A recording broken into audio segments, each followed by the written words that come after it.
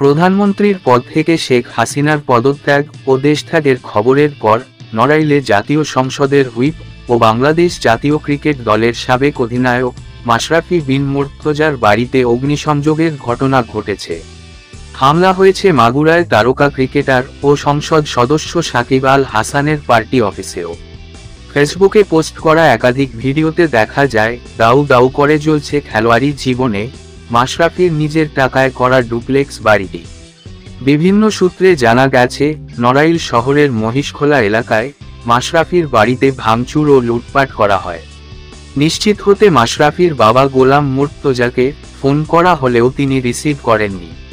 ঘটনার সময় বাড়িতে ছিলেন না মাশরাফি।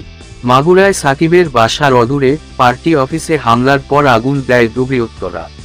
কানাডা লিগে খেলা সাকিব পরিবারের সঙ্গে সময় কাটাতে রয়েছেন যুক্তরাষ্ট্রে। পাকিস্তান সফরের জন্য শিগগিরই তার দেশে ফেরার কথা রয়েছে। 17 আগস্ট পাকিস্তান যাওয়ার কথা টাইগারদের।